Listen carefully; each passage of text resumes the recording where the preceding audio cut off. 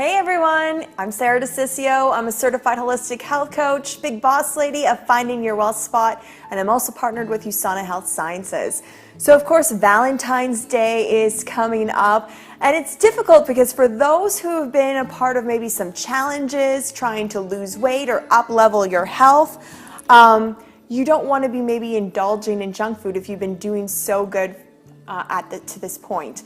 So I know when Valentine's Day comes around, I love to pig out on chocolate. I'm a chocolate freak.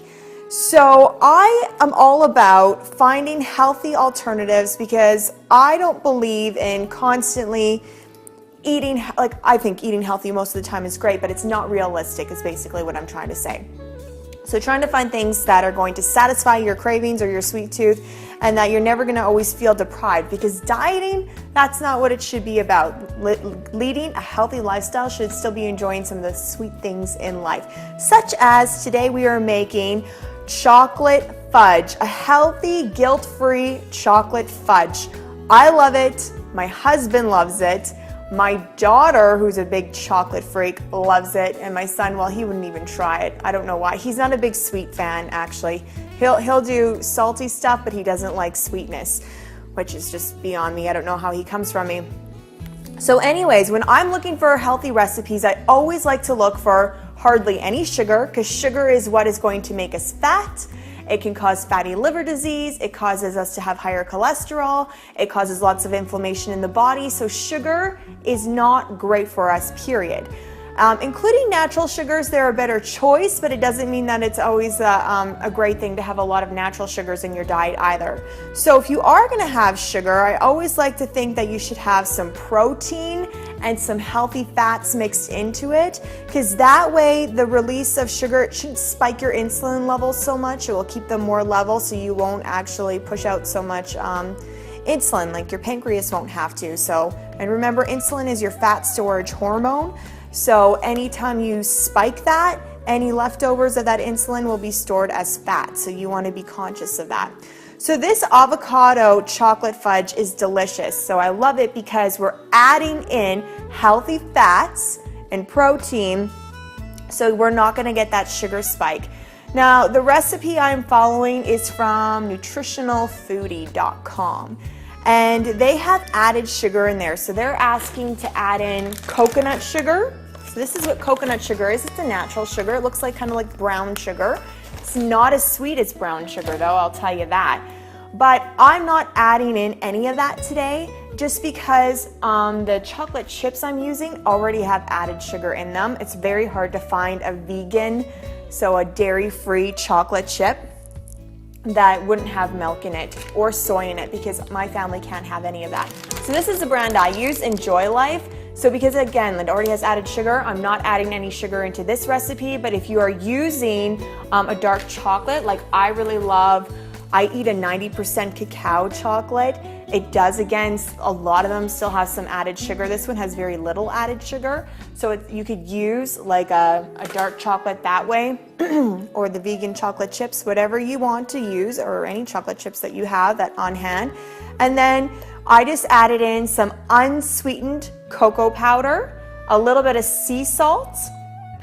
What else did I add in? Yeah, and that's it, because I left out the coconut sugar, and then just add in a little bit of vanilla. And then after that, you're going to take your avocados. Oh, and I also added in coconut cream. That's what I forgot to show you. So coconut cream, I just made a humongous mess of my coconut cream. But coconut cream, basically what it is, you're going to take a can of full fat coconut milk, and then you're going to refrigerate it for at least 24 hours. If you're in a rush, you could freeze it. But it's best if you can refrigerate it. So imagine this is my can of coconut milk, and it's upright and it's been in the fridge for 24 hours. Once it's been in the fridge for 24 hours, you take it out, and then you're going to flip the can over and open the top of that can, and you're going to have all of that water left on top. So you're going to have the coconut water left on top. You're going to just pour that off, and then you're just going to be left with the coconut cream. That coconut cream is what you're going to put in this recipe. That makes it so rich and ooey gooey. So, and again, guilt-free, because it's going to be full of those healthy fats. So this is something that tastes so good, but you can't eat a lot of it because it is so incredibly filling. So that's another reason why I like it. So you're gonna take your avocados and you're gonna just put it in a blender or a food processor, whatever you have. If you've never picked out avocados before, because some people, they get scared when they haven't used a food group before. Avocados, when you find them, some of them will be super green and they'll be hard, which means they're not ripe. So you have to wait till they get a little bit darker in color, darker in green, and they'll be a little bit mushy. That's when you know that they're ready and you can use them. And I love using them on lots of things. I use them on my toast sometimes. You can use them as a butter. You can use them as chocolate puddings too. You could add them to your smoothies. If you add half an avocado to your smoothies, it makes them taste extremely creamy and you don't taste the avocado. I know people are always worried about that, but you don't.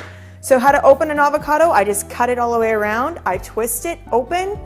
To get the pit out, I just take my knife, twist, and it comes out. And that's all you have to do, and then you can just scoop it out. Put it in your blender, and that's it. So I'm gonna blend the avocados, and then I'm gonna add in this chocolate sauce that I just made here that's full of that coconut cream. And then once you blend that all together, you're gonna put it in a pan. So I lined mine with parchment paper. I always like to put some coconut oil or whatever kind of oil you have underneath first, so then that way it sticks, so it's not going all over the place all the time. And then you're gonna pop that in the freezer for a bit until it solidifies, your chocolate mixture. And then after that, you can just pull it out and you can chop it up like chunks of fudge. So it's super duper easy, super quick. So I'm gonna get all this blended. I'll get it in the freezer and I'll show you what it looks like once it's done. Okay, so we're back. It took us a little while. We had a bit of a busy day, but we are done our chocolate fudge. So we just had it in the freezer for a little bit.